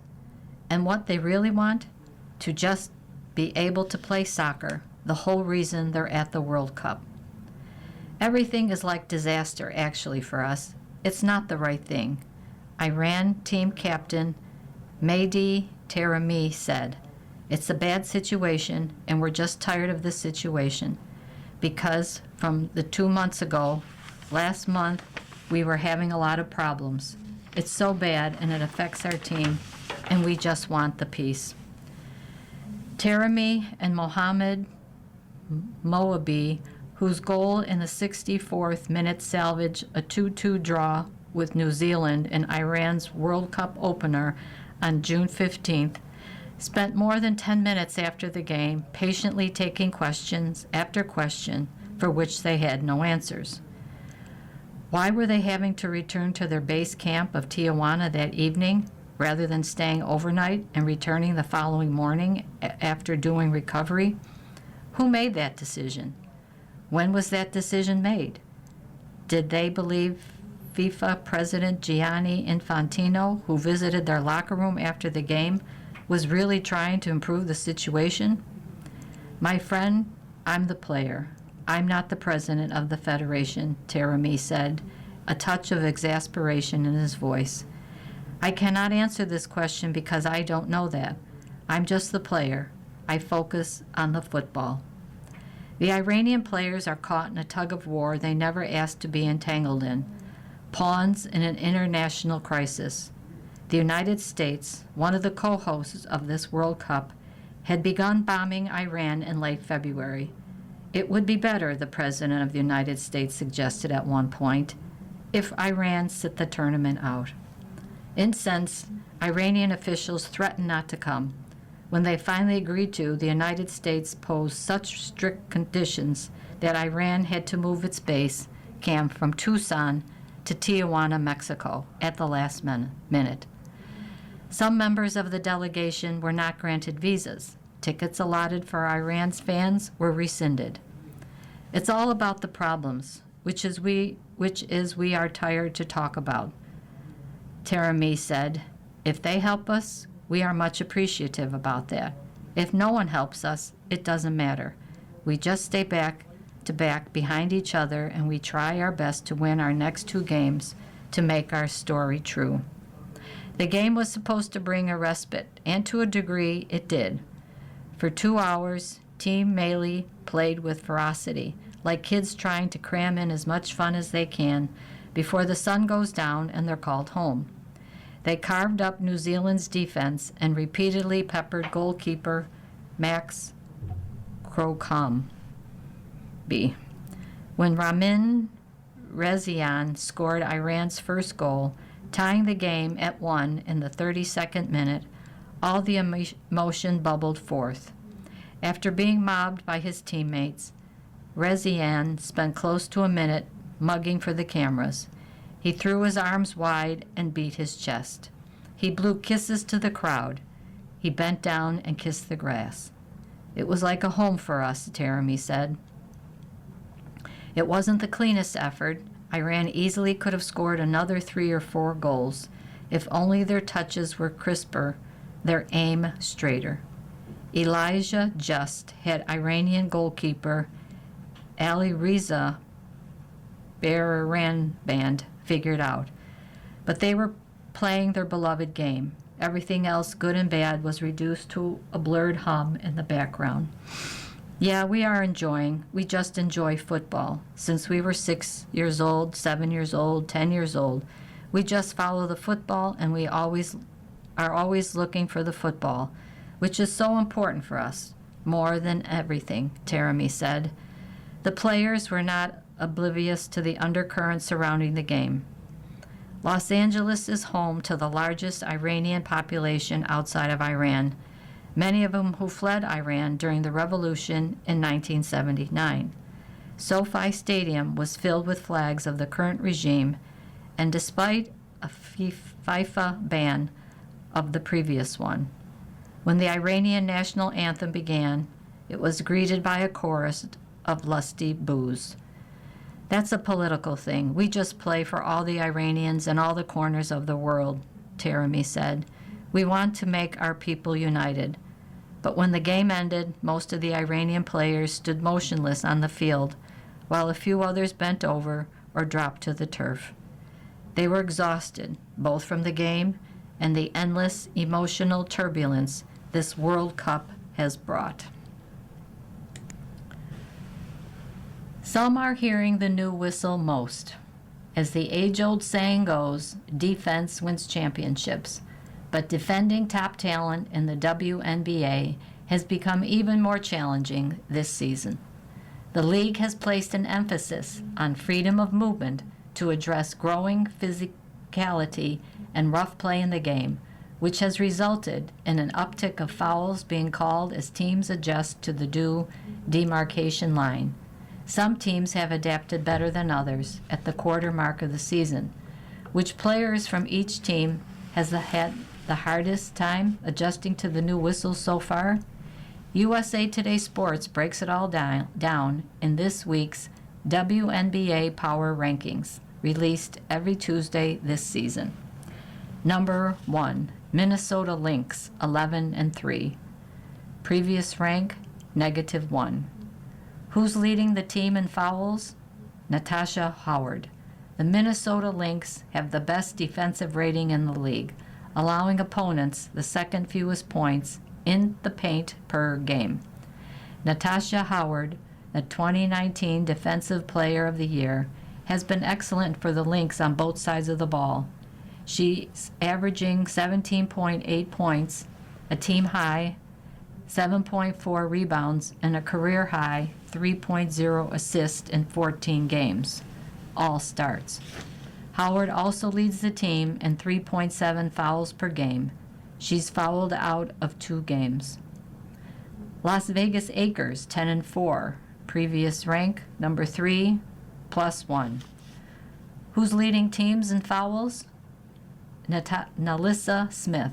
The Las Vegas Aces picked up a thrilling 100-97 victory over the Minnesota Lynx to extend their winning streak to 6 games. But the strings of wins was unceremoniously snapped in a 30-point loss to the Dallas Wings on June 15. Smith is averaging a career high of 11.2 points in 23.2 minutes per game this season, but she has struggled to defend without fouling at times. Smith leads the team with 3.0 fouls per game in 12 starts. Number 3, New York Liberty, 10-3. Previous rank, number 5, +2. Worst acquisitions, G. Pauline Astier and C. Jonquil Jones. The New York Liberty holds the longest winning streak in the league with 7 consecutive victories and clinched a spot in the Commissioner's Cup Championship with their 86-64 win over the Washington Mystics on June 14th. Jonquil Jones scored 17 of her game-high 20 points in the second half of the win. Jones is averaging a near double-double with 13.8 points and 9.2 rebounds per game in 13 starts. Jones and Pauline Astier lead the game with an average of 3.1 fouls per game. Astier is averaging 11.3 points and a team high of 3.9 assists per game. Number 4, Atlanta Dreams, 9-4. Previous rank, 4. Who's leading team in fouls? Angel Reese. Angel Reese leads the league in double-doubles this season with 9 across 13 starts, including her 15.17 rebound performance in the Dreams' 102-77 win over the Toronto Temple, where Reese was on the receiving end of a flagrant 2 foul by Isabel Harrison. Reese leads the league in another category. She is tied with Caitlin Clark for the most technical fouls this season, with 4, and is averaging a team high of 3.6 fouls per game. Dallas Wings, 9-5. Previous rank, number 2. Who's leading team in fouls? Paige Buckers and Alana Smith. Dallas Wings first-year coach Jose Fernandez challenged his team to play defense, and they've done so without fouling.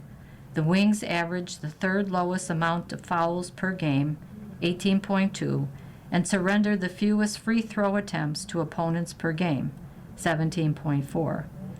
Paige Buchers and Alana Smith average a team high of 2.7 fouls per game.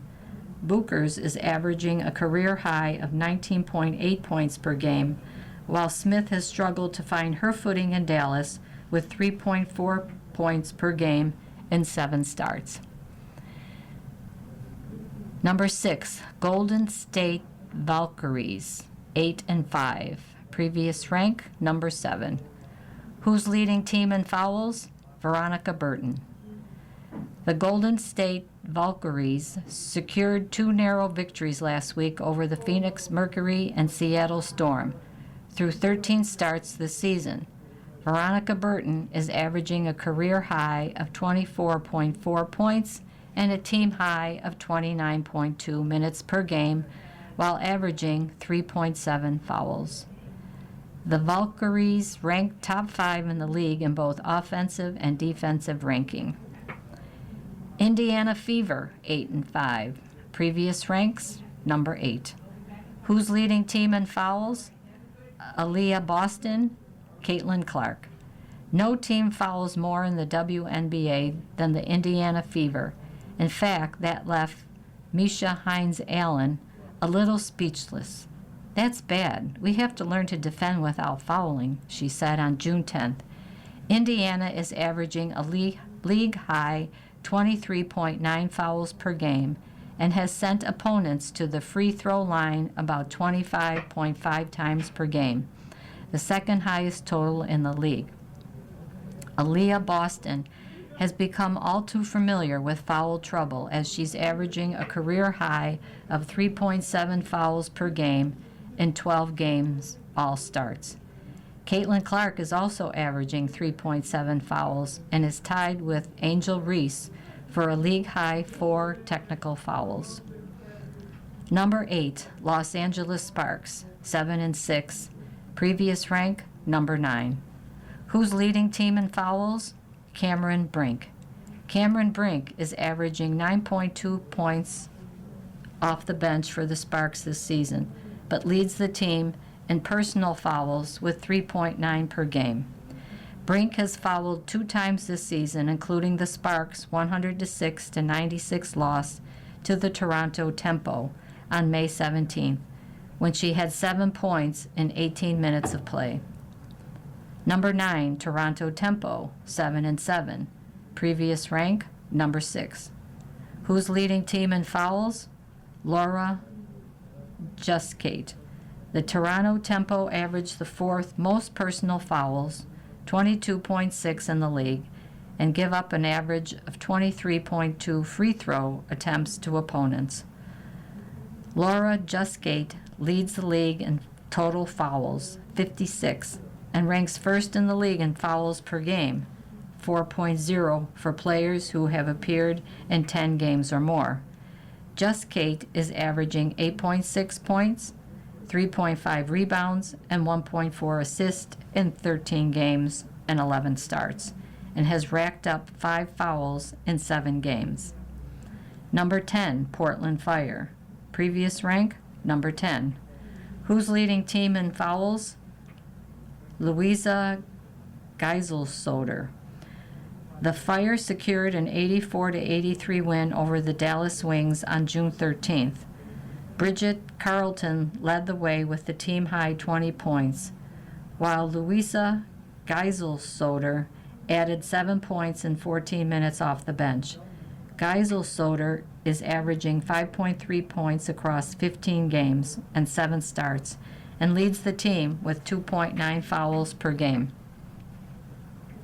Number 11, Washington Mystics, 4-6. Previous rank, number 11. Who leads team in fouls? Kiki Irafen. The Washington Mystics get to the free throw line more than any other team. The Mystics are averaging 25.8 free throw attempts per game. Kiki Irafen has increased her scoring average from 13.3 points in her rookie season to 14.6 points in 10 starts. Her personal fouls are also up as she is averaging 3.2 and 25.7 minutes per game. Number 12, Phoenix Mercury, 4-11. Previous rank, number 14. Who leads team in fouls? Monique Akoa McCanny. The Phoenix Mercury's identity is rooted in their defense, and they have success in adjusting to the new whistle. The Mercury averages 18.7 personal fouls per game, which ranks the 4th lowest in the league. Monique Akoa McCanny is averaging a career-high 11.1 points across 8 games, all starts, while committing about 3.3 fouls per game. Number 13, Chicago Sky, 4-9. Previous rank, number 13. Who's leading the team in fouls? Natasha Cloud. After getting off to a promising 3-1 start, the Chicago Sky have lost 8 of their last 9 games.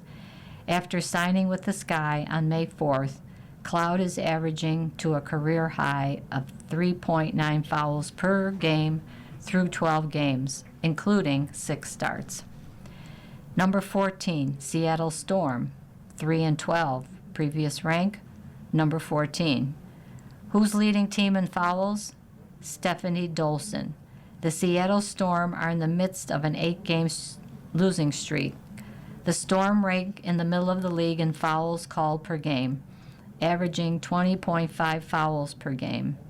Stephanie Dolson is averaging 5.4 points in 15 games and 12 starts, and she also leads the team with 3.1 fouls per game. Number 15, Connecticut Sun, 2-13. Previous rank, number 15. Who's leading team in fouls? Layla Lacan. The Connecticut Sun are called for the second most fouls in the league, 23.7, trailing only the Indiana Fever. Layla Lacan has played in 6 games this season after returning from overseas, but she leads the Sun with 4.3 fouls per game.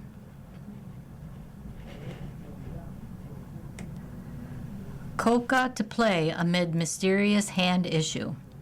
Brooks Koepka emerged victorious when the U.S. Open was at Shinnecock Hills in 2018, but he's battling a mysterious health issue as he bids to repeat this week. Koepka withdrew from the final round of the RBC Canadian Open on June 14th, citing discomfort in his left hand. In text messages with Golf Week the next week, Koepka said he began experiencing weakness in the pinky and ring finger on the night of June 12th that flared up again when he began his warm-up for the 3rd round, making it difficult to grip the golf club. He had scans of the C5 and C6 vertebrae in his neck, which he had herniated in 2021, and the C6 and C7 vertebrae. Those came back all clear. Koepka says his medical team believes there are 2 potential causes of the issue. One is a flare-up of the ulnar nerve, which causes sensory and movement issues in the arm or hand, including finger weakness, numbness, pain, or tingling. The other possibility is the thoracic outlet syndrome, caused by pressure on blood vessels or nerves in the area between the neck and the shoulder. That too can cause the fingers to feel numb. Koepka did not go to the course Monday, but said he will be there Tuesday, though he remains uncertain just what preparations will be possible.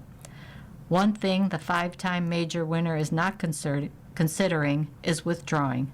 When asked if that was a possibility, he replied, "I'm gonna go this week." You're listening to a reading of today's issue of USA Today on the Niagara Frontier Radio Reading Service. The time is 42 minutes after the hour. This is the Life section. Toy Story 5 stars dissect the blessing, curse of tech. Woody and Buzz Lightyear face a new landscape when technology becomes a larger part of their beloved kid's life in Toy Story 5, in theaters on June 19th. The 2 guys who give life to those animated icons, Tom Hanks and Tim Allen, know all too well what that's like. Being the dad of a teenager is very stressful these days, Allen said. He's admitted gadget and computer and tech freak, especially when it comes to cameras and photography equipment, and his 17-year-old daughter Elizabeth notices. "I'm never scrolling. I don't do that. We went through this TikTok thing and Snapchat, and I said, no," Allen, 73, said. To this day, she can't take her phone into her bedroom at night. So angry about that.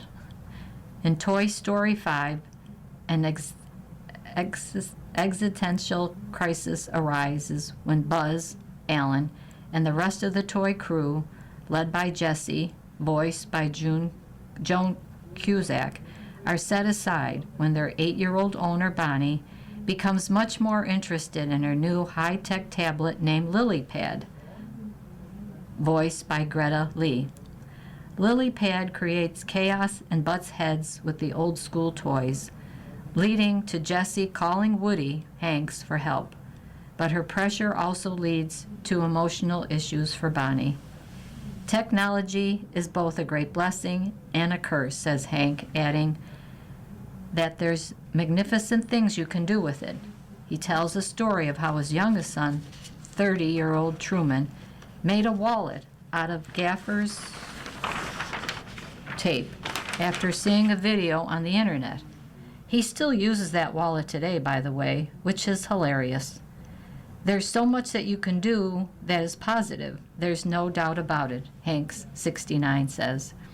However, he points out a scene in the movie where Bonnie has her feelings so crushed by what somebody types about her on a group chat on LilyPad. That's the yin to the yang. That's the other side of it, Hank says. No one has ever been hurt by a toy that they've been playing with. But here's a version of a thing that can enhance one's life and at the same time make somebody feel really, really, really, really terrible. While there is the philosophy of taking the good with the bad, Alan notes that kids can get to the latter awfully easily. There's improper things all over the internet for children, he says, and they know how to get around parental controls. Trust me.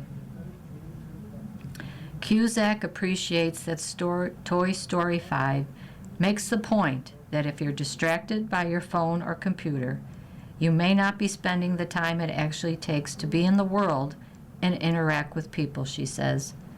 It takes effort to find the people you really click with.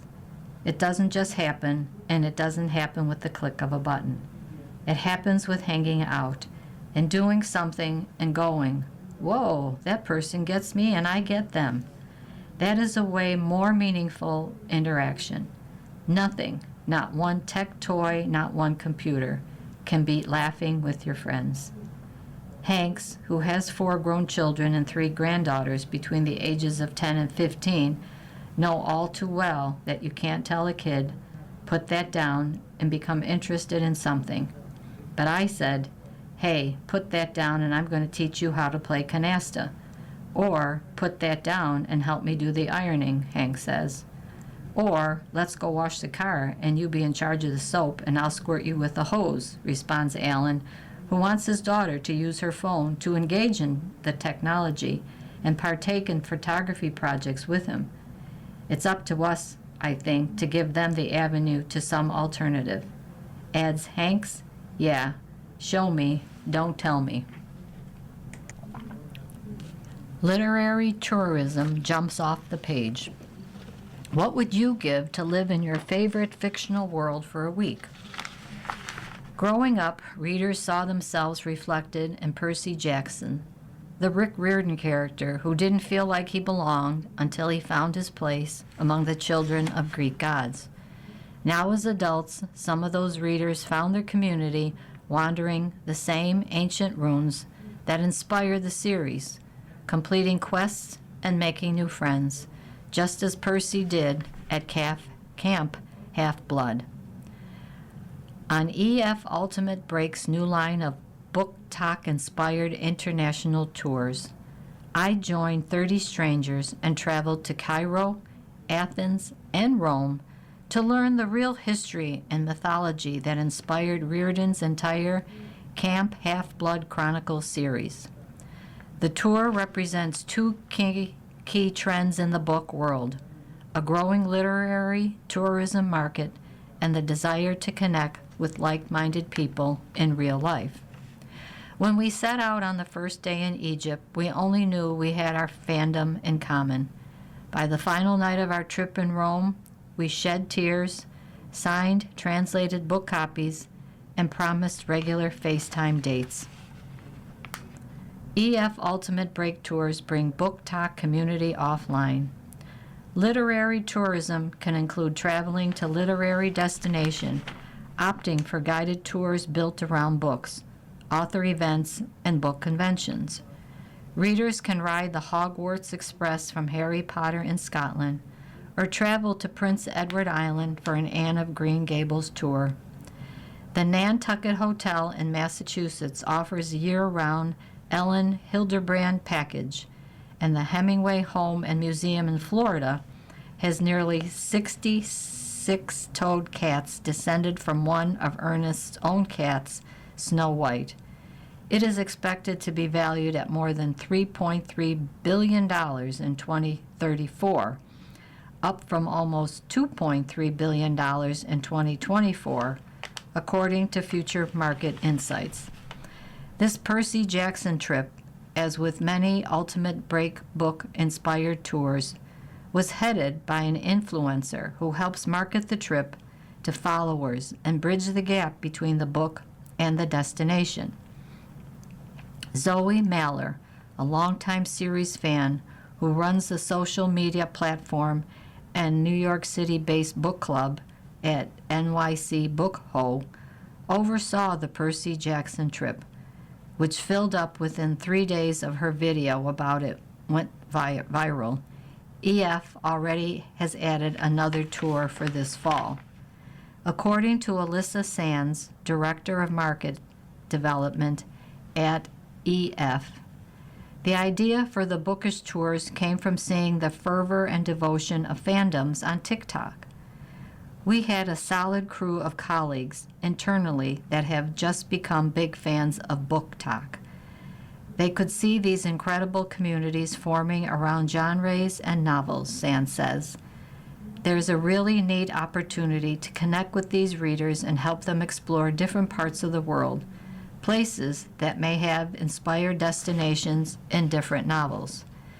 Base cost for the trip is about $3,500 and includes accommodations, country-to-country travel while on the tour, and some meals. Having EF book your tour arrival and departure flights may add up to an additional $1,400. Excursions, including boat cruises and pasta making classes, can run $65 to $175 each. Additional costs includes meals on your own, souvenirs, and tipping your tour guides. But from there, the logistics and planning are in the tour guide's hands. The inaugural Percy Jackson crew was a varied bunch. Maller and I were the only two who worked full-time in books. Others worked aboard freighters as museum educators, teachers, TV advertisers, vet techs, bankers, construction superintendent, and nurses. There were 2 married couples, 2 high school best friends, and a pair of twin brothers, and 3 members of Maller's book club. The rest were perfect strangers. In the interviews on the last night of the trip, many attendees agreed that knowing everyone was a Percy Jackson fan on day one was disarming. It didn't feel so hard to make new friends when you always had books to fall back on in conversation. And if you didn't want to talk about the series specifically, you could at least talk about what book you were currently reading. For Katie Gutenberg, 25, the Percy Jackson fandom is a way of life. The series is the reason they studied Latin and classical civilizations in school. They wrote their college entrance essay about the series. I've been scared to travel on my own, and this was a great introduction to that, Gutenberg said. Reading is such a solitary experience, and you get to truly live it out. You get to talk to other people about what you love and what makes you who you are. Reliving the childhood wonder of your favorite book series. While we mostly learned about the real history behind the ancient sites so central to the books, there also was trivia, quests with cabins based on our godly parents, and skits to perform. It felt like the best parts of summer camp. It also felt as close as we'd ever get to being demigods ourselves. Getting to relive that childhood wonder of what books can bring to you is really magical, said Sydney Courier, 28. As an adult, you don't think you'd find that again. For Maller, working with EF to add Percy-specific elements was a crucial part of the pre-departure planning. Even while on the trip, Maller and our guide, Maya, worked behind the scenes to get us to the Temple of Poseidon, although it wasn't on our original itinerary. They're very aware of the fact that book people are passionate passionate nerds and providing that space to let people do that, Mailer says. Our tour guides had read the books and worked it into our tours, which was great. Mailer studied abroad in Greece and Italy in college, but returning to those places with real ancient history nerds was so different immediately. We all have that similar childhood nostalgia for something that we still haven't experienced, Mailer says. Forget about doing Rome as the Romans do. These book lovers wanted to walk the Italian streets like Percy and Annabeth. Mailer recalls a conversation between trip growers about finding the exact parking lot where the characters fell into Terratus in the Mark of Athena. When do you have 31 people in the group saying, I want to go to this parking lot in Rome, Mailer says. Finding community, just as Percy did at Camp Half-Blood. Ansley Bowman, 22, grew up loving Greek mythology, but had no one to connect with about it. She has always wanted to travel, but couldn't get trips off the ground with her friend group. When she saw she could combine the two, a trip abroad finally felt doable. Bowman faced the pre-trip jitters that many of other attendees echoed. In the days leading up, she wasn't sure if she'd get on that flight. 10 days later, she was snapping pictures of the matching Percy Jackson tattoos she designed for fellow attendees and making plans to stay in touch. It's really important to try and find communities who like the same things as you, Bowman said. It really gives you a passion for life and learning. It also gave fans a space to nerd out more than they could back home. Gianni Edmister, 26, brought his twin brother and 2 friends on the trip, one of whom he met while serving in the Army. He found more to bond over than just Percy Jackson, such as Renaissance fairs and Star Wars. I think the biggest highlight for this trip was finding the nerd of nerds. Being comfortable and just truly enjoying in that and embracing it is a big thing for me, Edmister said. Finding that identity of like, okay, this is my group, this is my pack. Jean-Pierre Edmister, his brother, says the two bonded over mythology as kids. He remembers playing with homemade tridents in the backyard and pretending to be gods in the ocean when they visited the lake. Now, living several states apart, they get to reunite over that common interest. His favorite part of the trip was the quests, which included finding proof of the gods at the Acropolis and scavenger hunts in the streets of Rome. On the final night, our last task was to act out scenes from Greek mythology. We didn't become demigods or gods, but I think we became humans, and that was kind of even cooler, Jean-Pierre says. King's Guards' bearskin caps face backlash. The bright red uniform and bearskin caps worn by the King's Guards outside royal residence and as such events as Trooping the Color are famous worldwide, but the distinctive caps worn in the battle during the 19th century to make soldiers appear more intimidating are not just iconic, but also controversial. They are made from the fur of black bears. Animal rights group says it's high time the caps were swapped for faux fur, citing ethical and financial issues. The British Ministry of Defense, however, says swapping to an alternative fabric is not so simple. Each cap cost a bear their life, PETA Senior Campaign Manager Kate Werner said in an email to USA Today. With modern, high-quality faux fur readily available, there is no excuse to continue using bear fur. Werner called on the ministry to act and develop a humane faux fur cap. According to PETA, the ministry purchases the caps from manufacturers who source bear fur from Canada. In Canada, hunters are issued hunting tags by the government, allowing them to kill an allotted number of bears and sell the pelts. Citing a 2024 PETA video expose, the association said, Hunters often bait bears with sweet treats before shooting them using high-powered crossbows. Many bears are shot several times, and some escape only to die slowly from blood loss, gangrene, starvation, or dehydration, PETA's statement said. In 2024, the ministry ordered 20 new bearskin caps for the King's Guards, though this figure rose by more than 300% last year, with 96 caps ordered, PETA said, citing Freedom of Information requests.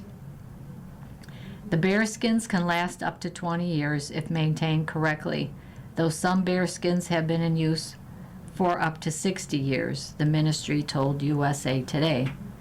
The cost of caps is rising. Each cap now costs taxpayers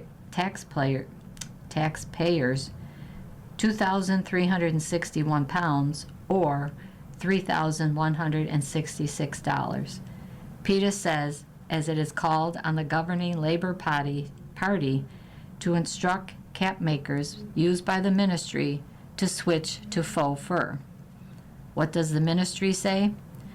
Britain's Ministry of Defense said in a statement to USA Today that it was considering changing the iconic headwear, but so far had not found a suitable alternative fabric. Fabric for the ceremonial caps needs to be able to maintain its shape over time and be comfortable and safe to wear. An alternative fabric would need to meet several requirements, including being as absorbent and as able to dry quickly, as well as looking good as the bearskins. If those requirements are met, the ministry would then assess a replacement against sustainability and affordability compared with real bearskin. Approval for shape and comfort also would be required, and the ministry, which also cited the historical links to the caps. The bearskin caps weigh about 1.5 pounds, the ministry said. The fur covers a lightweight frame, so they are not too heavy for the guards. Bearskin caps worn by 5 regiments of the Foot Guards serve an important purpose. They commemorate the history of the Foot Guards, Willis representing the nation on a daily basis. This makes the quality of paramount importance, the ministry said. The ministry noted that the bear pelts are a product of legal and licensed culls, sourced exclusively from the regulated Canadian market, and that it procures the minimum number of caps to replace the ones that they have, seen extensive use over extended years. There are more than 380,000 black bears in Canada, according to the Canadian government, and the animals are not endangered or at risk. The Royals and fur. Fine fur items including crowns, hats, and ceremonial gowns long have been a staple of the royal wardrobe. Throughout the history, kings, queens, and other members of the royal family have donned luxurious fur stoles, floor-length fur coats, capes with mink trims, and cloaks with ermine edges. That's weasel fur. Queen Elizabeth II often donned fur for public engagements and for trips overseas. The late monarch even rocked real leopard skin in her younger years. In 2006, she attended the state opening of Parliament wearing a white fur stole that she paired with white gloves and the diamond diadem crown made of 1,333 diamonds. In 2019, Buckingham Palace confirmed that Elizabeth would not buy any more fur outfits, though she would still wear fur items already in her wardrobe. The move was welcomed by animal rights campaigners who saw it as a positive step to a more modern monarchy. 2 years after her death, Buckingham Palace wrote a letter to PETA in 2024 saying Queen Camilla would continue the fur-free legacy. The letter noted the Queen would not procure any new fur garments, a move welcomed by the association.